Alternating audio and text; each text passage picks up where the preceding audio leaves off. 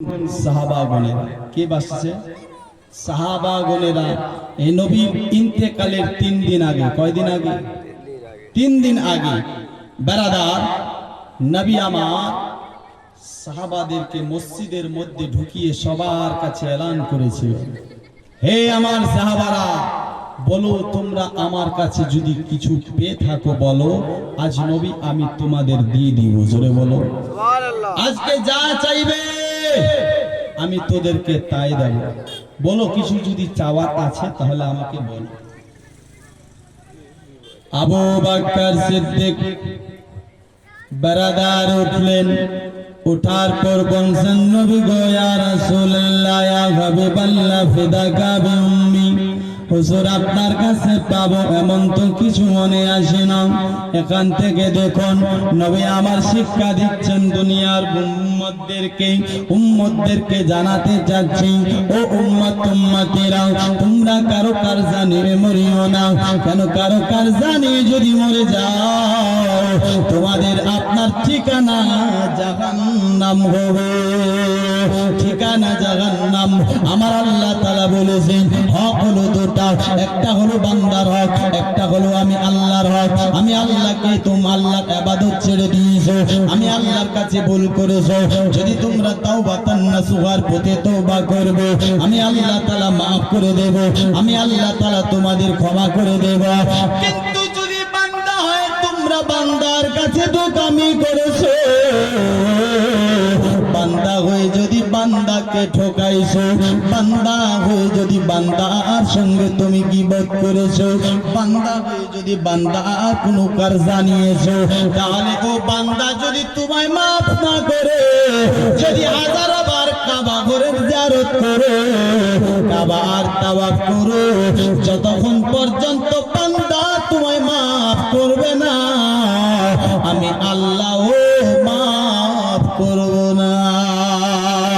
দোস্ত বন্ধুগণ ভাই, আমার নবী শিক্ষা দিলেন, নবী আমার বলছেন জামান বলো বলো বলো তোমরা কি আমার কাছ থেকে এমন কিছু পাবো?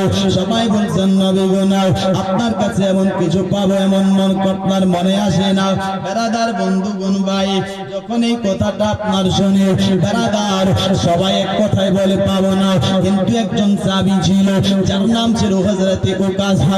উকাসা আপনার দাঁড়িয়ে গেছে, দাঁড়িয়ে যাওয়ার পর বলছেন নবী গো ইয়া রাসূলুল্লাহ গুস্তাখি maaf করবেন হুজুর, তবে আপনার কাছে আমার কিছু পাওয়ার আছে।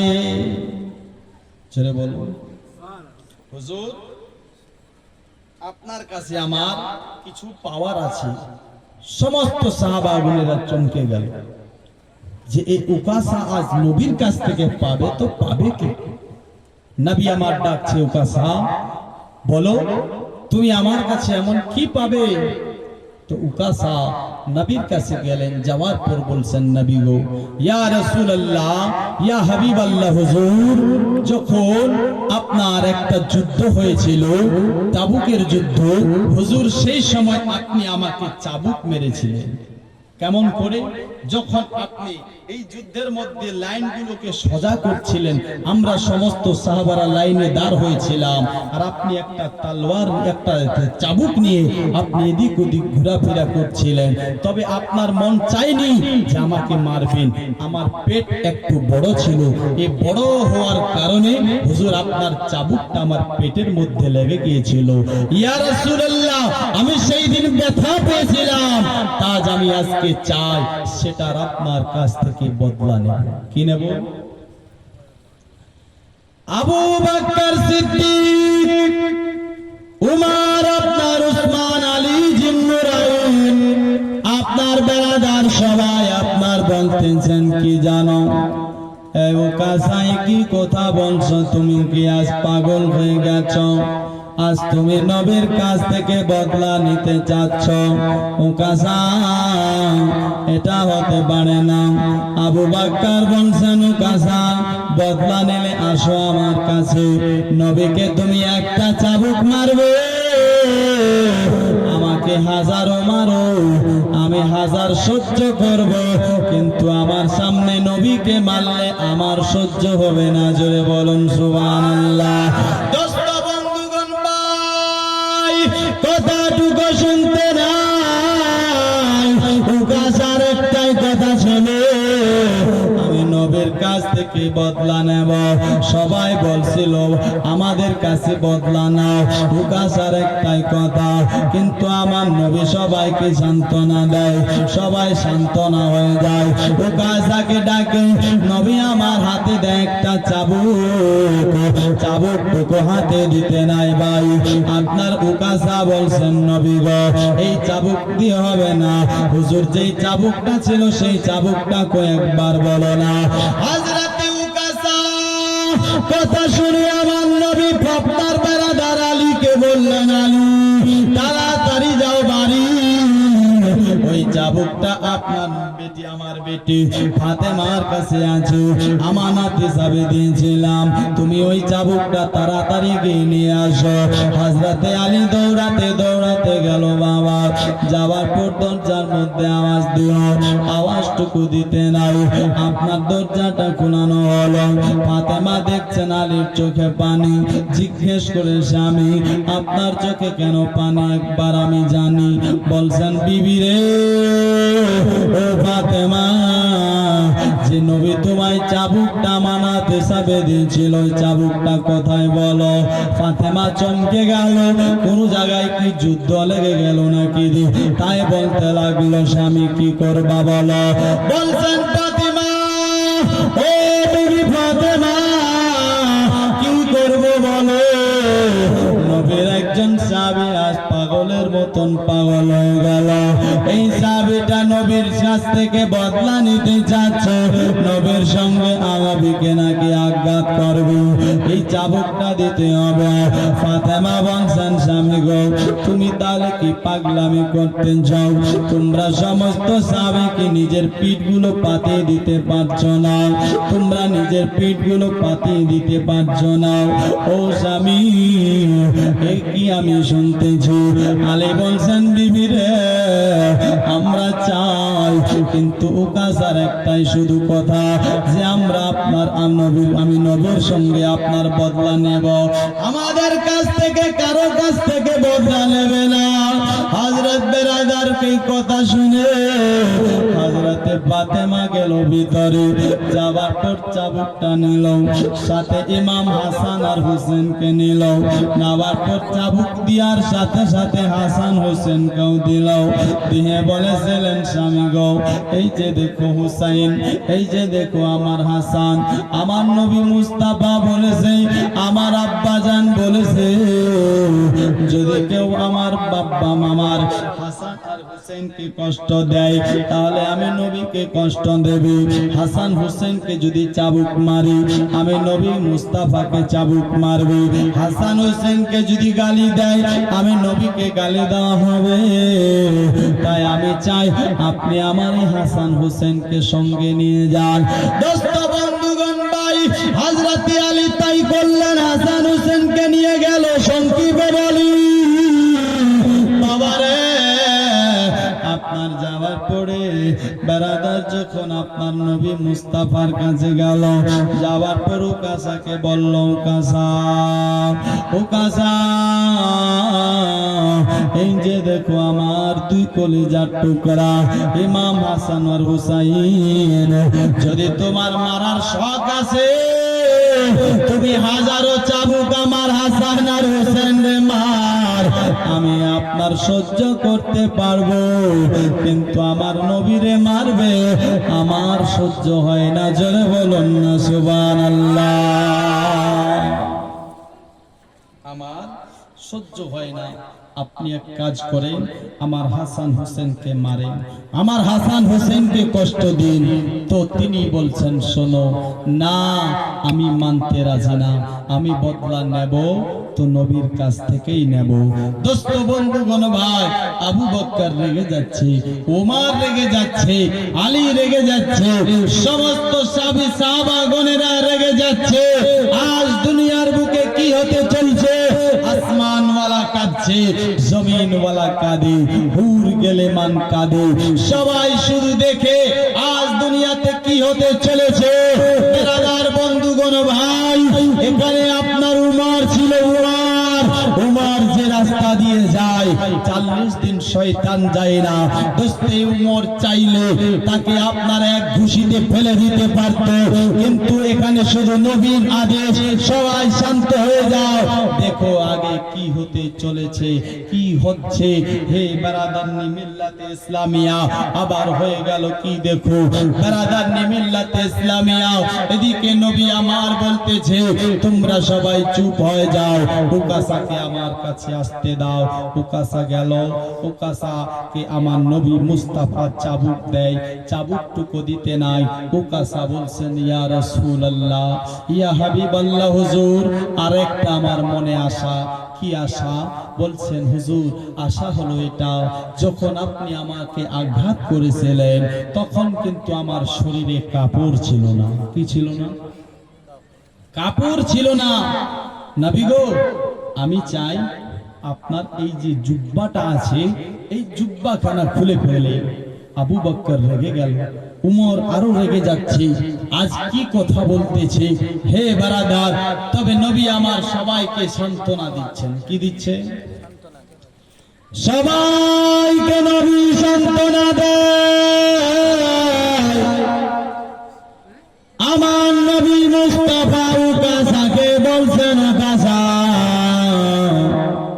সত্যি কি আমার জুব্বাটা খুলতে হবে?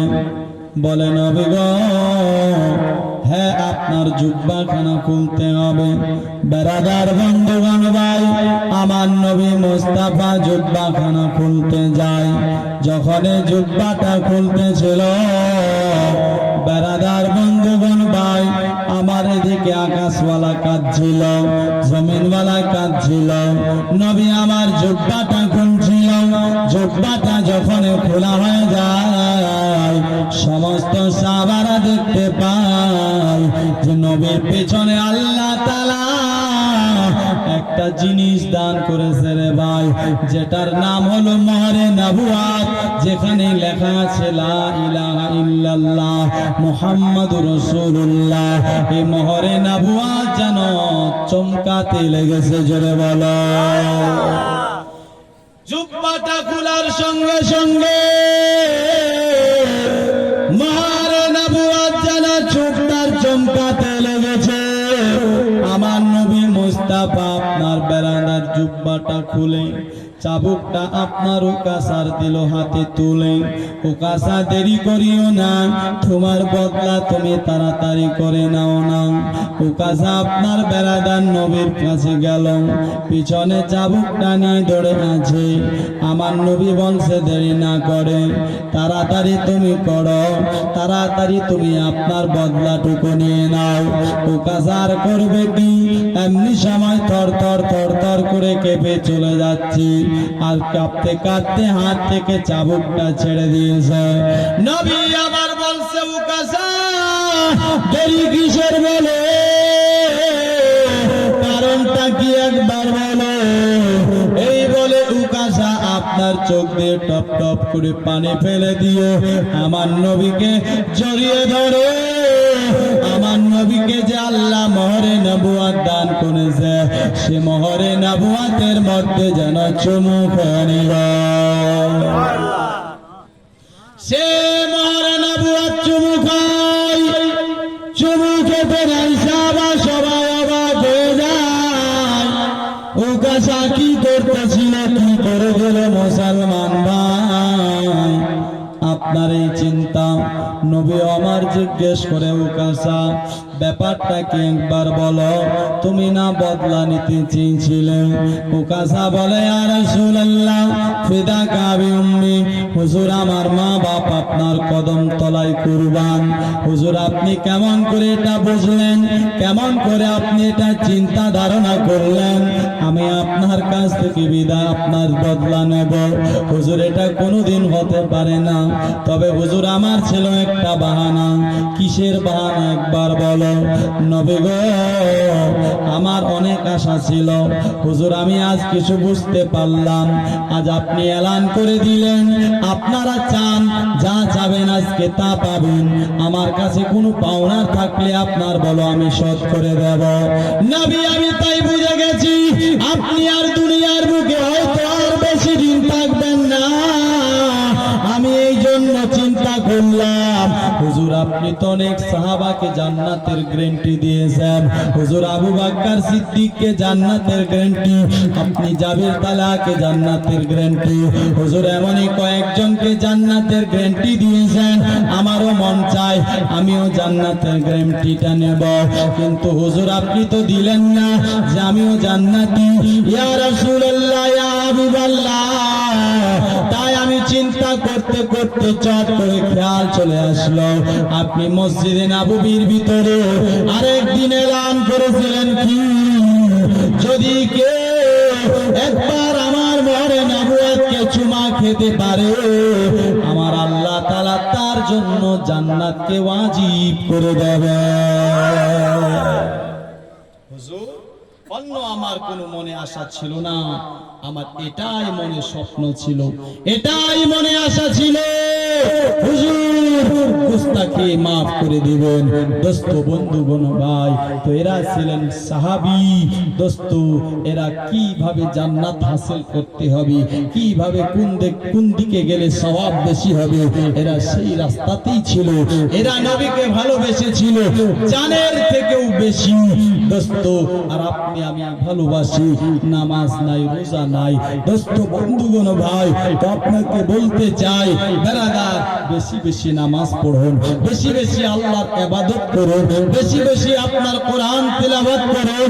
কেন এই দুনিয়া আপনার আমার বেশি দিনের নয় বেরাদার, কেউ 60 বছর তো কেউ 70 বছর, কেউ মায়ের পেট থেকেই আপনার বিদায়, কেউ আপনার বেরাদার মিল্লাতে ইসলামিয়া দুনিয়াতে আসার আগেই আপনার শেষ হয়ে যায়।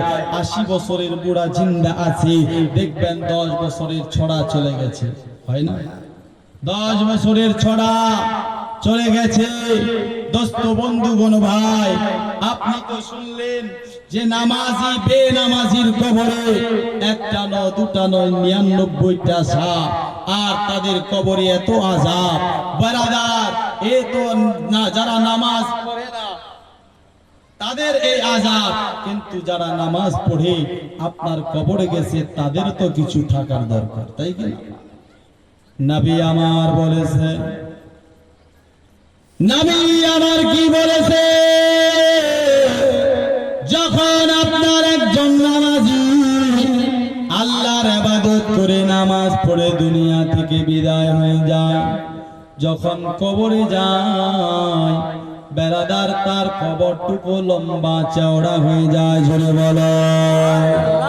তার কবরের মধ্যে আলো, তার কবরটা দেখতে অনেক ভালো, এবং কি তার কবরের মধ্যে একটা নহর, বেরাদার মন চাইলে পানি পান করে, এবং কি ওই লোকটা দেখতে পায় কি জানো, যেন একজন আপনার সেবা করনেওয়ালা, তার যেন সেবা করতে লেগেছে। জিজ্ঞেস করে, ভাই আপনি কে, আপনার বাড়ি কোথায়, আপনি আমার সেবা করছেন কেন ভাই? বলে আপনি আমায় চিনতে পারেননি। বলে না, আমি আপনায় চিনতে পারিনি। বলে আপনি কি দুনিয়ার বুকে নামাজ পড়তেন? বলে হ্যাঁ হ্যাঁ হ্যাঁ, আমি দুনিয়ার বুকে নামাজ পড়তাম। বলে শোনো, আমি হলাম সে 5 ওয়াক্ত নামাজ আল্লাহ তাআলা তোমার কবরে পাঠিয়েছে। যেমন তুমি দুনিয়ার বুকে আদা করে আমায় খিদমত করতে, তেমনি আজ থেকে কিয়ামত পর্যন্ত আমি নামাজে 5 ওয়াক্ত তোমার খিদমত করতে থাকবো কবরে। আমি তোমার কবরে খিদমত করব, তোমার কবরে সেবা করব। দোস্ত বন্ধুগণ ভাই, আপনি দুনিয়াতে যেমন চলবেন তেমন হবে ভাই। তাই আপনাকে আমাকে একটু কবরের চিন্তা করতে হবে, মিজানের চিন্তা করতে হবে, হাসরের চিন্তা করতে হবে। যে ফুলসিরাতে রাস্তাটা পাতলা হবে, আপনার চুলের থেকে পাতলা, তলোয়ারের থেকে দাঁড়। দোস্ত বেরাদার, ওই রাস্তা দিয়ে হব পার, কেমন করে পার হবে এটা কি ভেবেছেন? এটা কি চিন্তা করেছেন? যেই রাস্তাটার নিচে জাহান্নাম থাকবে, আপনার এই ফুলসিরাত আপনার জাহান্নামের উপরে বিছানো হবে। আর ফুলসিরাত পার হয়ে গেলে আপনি আমি জান্নাতে যেতে পারবো, কিন্তু আপনি আমি তো ভার বড় বড়, আপনি আপনি আমি কেমন করে পার হব একবার বলো, আপনি আমি পার হতে পারবো না। বেরাদার বন্ধুগণ ভাই, তাই আপনাকে আমাকে নবীর মোহাব্বত রাখতে হবে। বেরাদার কবরের ভয় কি দেখো, হযরতে আনাস বিন মালিক বেরাদাত একজন সাহাবী, যে আপনার জান্নাতের হকদার ছিলেন, যিনি আপনার জান্নাতের হকদার বনে গিয়েছেন। আনাস বিন মালিক, আমার নবী মুস্তাফা নামাজ পড়তেন, আপনার বেরাদার ওযুর পানি দিতেন। আমার নবী আপনার নামাজ পড়তেন, জয় নামাজ বিছিয়ে দিতেন। আমার নবী মুস্তাফার আপনার জুতা মোবারককে পোছা লাগাতেন, আপনার মুছে দিতেন। আমার নবী মুস্তাফা সাল্লাল্লাহু তাআলা আলাইহি ওয়াসাল্লাম আপনার যাহা কিছু প্রয়োজন, আপনার কিছু লাগতো, আপনার আনাস বিন মালিক নবীর প্রয়োজনগুলোকে পুরা করে দিত। এইভাবে আমার নবীর গোলামি করতেন, আমার নবীর খিদমত করতেন। একদিন নয়, দুদিন নয়, আমার নবীর খিদমত 10 বছর ধরে করেছেন। জোরে বলো, কতদিন? 10 বছর ধরে জান্নাতের হকদার হয়ে গেছে। আনাস বিন মালিক একদিন চোখ দিয়ে টপ টপ করে পানি ফেলাচ্ছে আর কাঁদছে। আনাস বিন মালিকের চোখে পানি, যখন পানি আমার নবী দেখতে পেয়ে বলছে, হে আনাস বিন মালিক, একটুখানি জানি তোমার চোখে কেন পানি? আপনার আনাস বিন মালিক বলছেন, নবী গো ইয়া রাসূলুল্লাহ, কি বলবো বলেন না, দুনিয়া ছাড়তে হবে, অন্ধকার কবরে যেতে হবে। জানি না কবর আমার কেমন ব্যবহার করবে, জানি না হাসরের মেজানে আপনার পুলসিরাতে পার হতে পারবো কি পারবো না। ইয়া রাসূলুল্লাহ, আমি এই জন্য কান্না করতেছি, এই জন্য চিন্তা করছি গো নবী। আপনার আমার নবী মুস্তাফাকে আনাস বিন মালিক বলছেন, নবী গো ইয়া রাসূলুল্লাহ, হুজুর আপনি তো দুনিয়ার বুকে মানুষের উপকার করেন, দুনিয়ার বুকে মানুষের সাহায্য করেন, নবী গো তাই আমি চাই আপনি কি হাসরের মেজানেও, আপনি কি কবরে যাওয়ার পরে কাল কিয়ামতের দিনও কি আপনি আমাদের সাহায্য করবেন? মরার পরেও কি তেমনি সাহায্য করবেন? মরার পরেও কি আপনি তেমনি আমাদের আপনার সাহায্য করবেন? আপনার আমার নবী মুস্তাফা বলি, আনাস বিন মালিক শোনো, আমি নবী মুস্তাফা যেমন দুনিয়ার বুকে তোমাদের সাহায্য করেছি, আমি মরার পরেও তোমাদের তেমনই সাহায্য করব। জোরে বলেন সুবহানাল্লাহ। আনাস বিন মালিক বলছেন, নবী ইয়া রাসূলুল্লাহ, তবে আমি আপনাকে কোথায় খুঁজে পাবো? সেই দিন তো হাজার হাজার লক্ষ লক্ষ মানুষের ভিড় হবে, হাজার হাজার লক্ষ লক্ষ মানুষের ভিড় জমায়েত হবে। নবী গো তবে আপনাকে আমি কোথায় খুঁজে পাবো? ও বেরাদার বন্ধুগণ ভাই, আমার নবী মুস্তাফা গায়বের সংবাদদাতা নবী, আমার নবী ইলমে গায়বের সংবাদদাতা। আমার নবী এটা বললেন না আমি কোথায় থাকবো আল্লাহ বেহতার জানি। আমার নবী এটাই বললেন না যে আমার কি হবে আমি আপনার জানেন, আল্লাহ বেহতার জানি। কিন্তু আমার নবী বললেন কি, ও আনাস বিন মালিক শোনো, তুমি যদি আমায় খুঁজতে চাও তাহলে 3টা জায়গাতে তলাশ করবে। কয়টাতে? তুমি আমাকে 3টা জায়গাতে তালাশ করবে, 3টা জায়গার মধ্যে খুঁজবে। আনাস বিন মালিক বলছে, নবী গো সাহাবারা ছিলেন, এরা সাহাবা বেরাদার নবীকে বারবার বারবার প্রশ্ন করতেন, আপনি আমি তো শুধু গীবত করি, আপনি আমি তো শুধু চুগলি করি, কিন্তু সাহাবা শুধু জানতে চাই আগে কি হবে। বেরাদার বন্ধুগণ ভাইরা, এই আপনার আনাস বিন মালিক বলতেন, নবী গো ইয়া রাসূলুল্লাহ, সর্বপ্রথম যেই জায়গাটা হবে এই জায়গাটা কোথায় হবে গো নবী, একবার বলা যাবে না? আমার নবী বলছেন, ফাতলুবনিল মিজান, হে আনাস বিন মালিক, যদি তুমি আমায় খুঁজতে চাও সর্বপ্রথম মিজানে খুঁজবে, আমি নবী তোমাকে মিজানে পাবে। জোরে বলো, তুমি আমাকে মিজানে পাবে, মিজানের মধ্যে খুঁজবে।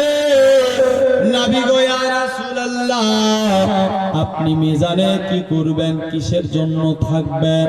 বলে আনাস বিন মালিক, আমি মিজানের মধ্যে একটাই কারণে থাকবো, এই মিজানের মধ্যে থাকার কারণ হবে এটা, এই মিজান হবে একটা পাল্লা, একদিকে হবে গুনাহ, একদিকে হবে নেকি, তুলানো হবে বান্দাকে, উম্মতকে আমার, এবং কি আমার উম্মত যখন তুলবে, কেউ গুনাহগার হবে, কেউ নেককার হবে।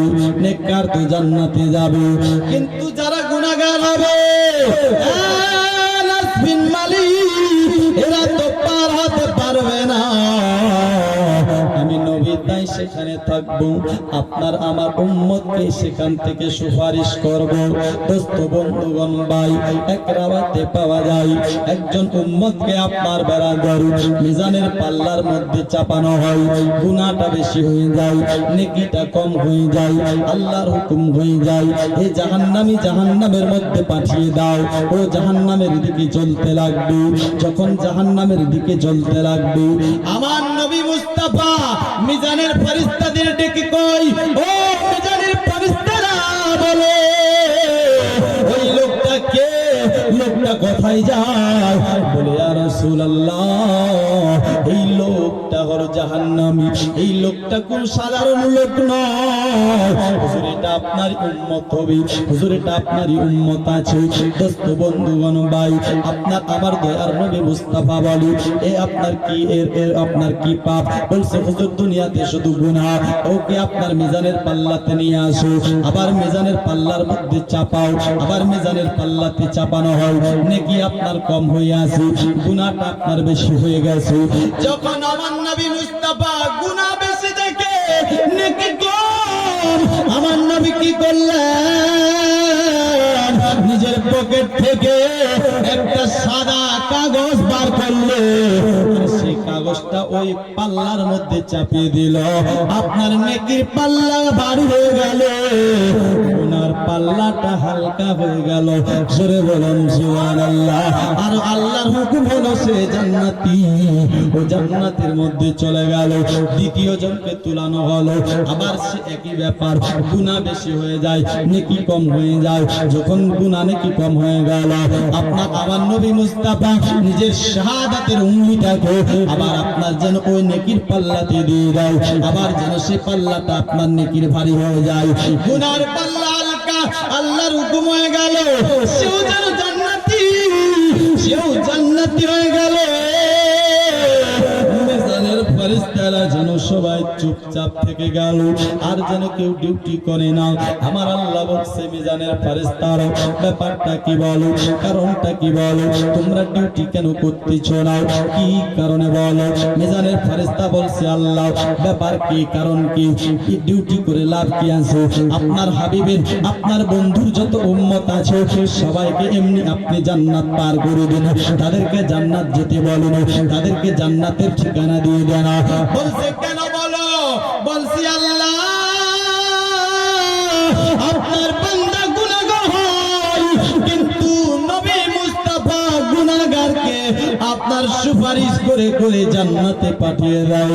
আমার আল্লাহ বলে, ফেরেশতা মণ্ডলী তোমরা কি জানো না, আমি তো প্রত্যেকটি বান্দার কাছে দুটি করে ফেরেশতা দিয়েছি, একজন গুনাহ লেখে আর একজন নেকি লেখে, কিন্তু গুনাহ আর নেকি লেখার পরে সমস্ত বান্দার আপনার সমস্ত গুনাহ নেকি তো আমি আল্লাহর কাছে আপনার আমার ডায়েরিতে লেখা আছে, আমি তো আপনার সবকিছু জানি, কোনটা বান্দা কতটা নেকি করেছে, কোনটা বান্দা কতটা গুনাহ করেছে, আমি সব কিছু জানি। জানার শর্ত আমি মিজান বানিয়েছি। কেন? কারণটা কি? কারণ হলো একটা, যে আমার বন্ধু নিজের উম্মতকে সুপারিশ করে করে জান্নাতে নিয়ে যাবে। সুপারিশ করে করে কি করবে? জান্নাতে নিয়ে যাবে। না হলে আচ্ছা আল্লাহর কি জানা নেই কে কতটা গুনাহ করেছে, কে কতটা নেকি করেছে? আল্লাহ তো সব জানে, সাথে দুটো ফেরেশতাও দিয়েছে। একজন গুনাহ লেখে, একজন নেকি লেখে। তারপরও দোস্ত বন্ধুগণ ভাই মুআজ্জাজ সামাইনে কেরাম, তারপরে মিজানের পাল্লাটা বানালো কেন? একটাই কারণে, যেন আপনার আমার নবী মুস্তাফা উম্মতকে শাফাআত করে জান্নাতে নিয়ে যায়। জোরে বলুন সুবহানাল্লাহ। দোস্ত বন্ধুগণ ভাই, তো আপনাকে আমাকে ভালোবাসতে হবে, নবীকে আর ইবাদত করতে হবে আল্লাহর। দোস্ত আপনার তাই আপনাকে আমাকে চিন্তা বেশি কবরের করতে হবে। আনাস বিন মালিক ছিলেন সাহাবী, ইনি আপনার কবরের চিন্তা করে। কবি বলছে তার চলে সংসার সংসার,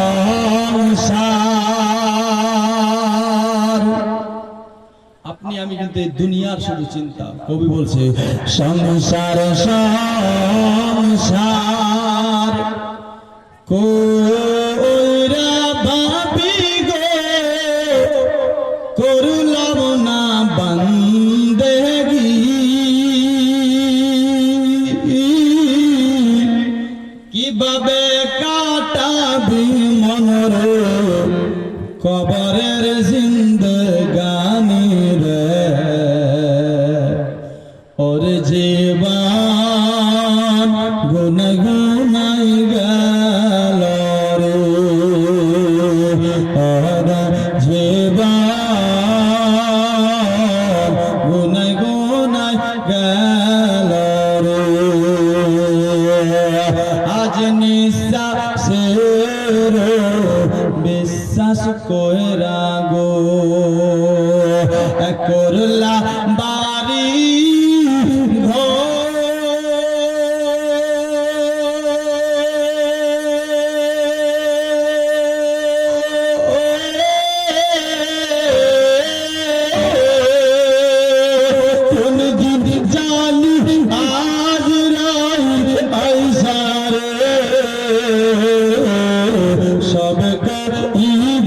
তোমার পরে, ওরে জীবন গুনাই গুনাই গেল রে, ওরে জীবন গুনাই গুনাই গেল রে। আজ টাকা পয়সার মায়াই পয়রা গো, টাকা পয়সার মায়াই পয়রা গো, ডাকিলি না মাওলা রে,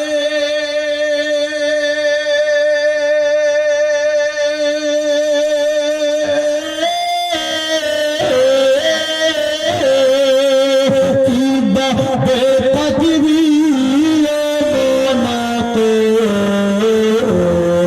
অন্ধকার কবর রে, ওরে জীবন গুনাই গুনাই গেল রে, ওরে জীবন গুনাই গুনাই গেল রে।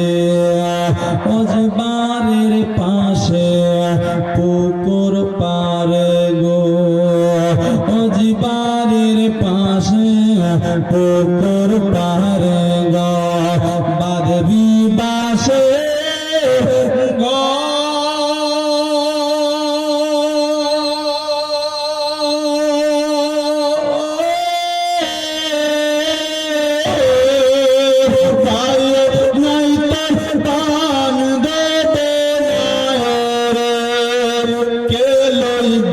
তোর খবর রে, ওরে জীবন গুনাই গুনাই গেল রে, ওরে জীবন গুনাই গুনাই গেল রে।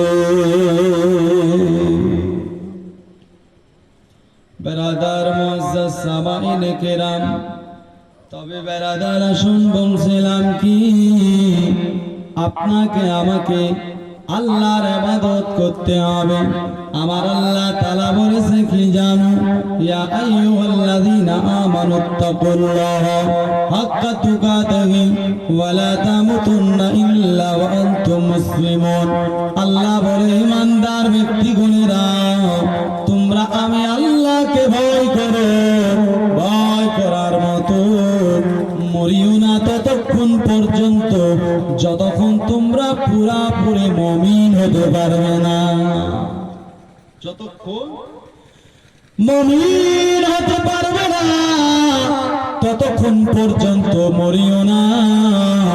হে বাবাজি, বন্ধুগণ, ভাইরা, কিন্তু আজ আপনি আমি মুমিন হতে পারি না, আল্লাহর ইবাদত করতে পারি না। বেরাদার, দুনিয়াতে অনেক পাপ করেছি, দুনিয়াতে অনেক গুনাহ করে ফেলেছি। আমার আল্লাহ তাআলা বলে, বান্দা তোমরা তওবা করো, তওবা করলে আমি আল্লাহ মাফ করে দেব।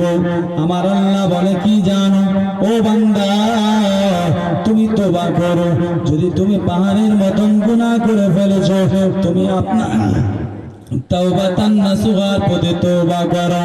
তুমি আপনার যখন তওবা করবে, আর বান্দা যখন বাবাজি আপনার তওবা করতে লাগে, আমার আল্লাহ তাআলা তখন কিন্তু ফেরেশতাদেরকে ডেকে বলতেছে, ও আমার ফেরেশতারা, ও আমার মালাইকারা, ও আমার মালাইকারা, দেখো দেখো, তোমরা বলেছিলে আদমকে বানাবে না। আল্লাহ যারা আদম জাত হবে তারা দুনিয়ার বুকে এসে ফিতনা ফাসাদ করবে, লড়াই করবে, যুদ্ধ করবে। হে রব্বুল আলামিন, কিন্তু আল্লাহ এদেরকে তুমি বানিও না। কিন্তু আমার ফেরেশতা, ও ফেরেশতা মণ্ডলী, দেখো আজ আমার বান্দা দুনিয়ার বুকে আজ আমি আল্লাহর ইবাদত করে, এরা আজ আপনার তাওবাতান নাসুহার প্রতি তওবা করে। এরা আজ দুনিয়ার বুকে দেখো শুধু আজ আমি আল্লাহকে ডাকতেছে, আজ আমি আল্লাহর হয়ে কান্না করতে লেগেছে। ও ফেরেশতা মণ্ডলী, এ শুধু আমার হয়ে কাঁদে। বলো, এ বান্দা কি জান্নাত দেখেছে? বলে আল্লাহ তা তো দেখেনি। জাহান্নাম কি দেখেছে? বলে আল্লাহ তা তো দেখেনি। এ আপনার তালে বলো, এরা শুধু আমি আল্লাহ এবং আমার বন্ধুর প্রতি বিশ্বাস করে আজ আমি আল্লাহর হয়ে কান্না করতেছে। এরা জানে দুনিয়ার বুকে পাপ করেছে, কিন্তু আল্লাহ ছাড়া এদের কেউ নাই। এই জন্য এরা শুধু আমি আল্লাহকে ভয় করে। তোমরা সবাই সাক্ষী হয়ে যাও, আমি আল্লাহ বলে দিলাম, আজ থেকে এদের সকল জিন্দেগির গুনাহ খাতাগুলো মাফ করে দিলাম। জোরে বলো সুবহানাল্লাহ। আজ থেকে এদের জিন্দেগির গুনাহ খাতাগুলো মাফ করে দিলাম। আপনি আমি মাফ চাইতে পারি না। ও মুসলমান ভাইরা, কবি বলছে কি, দেখো আমরা গুনাহগার, আল্লাহ ডাকে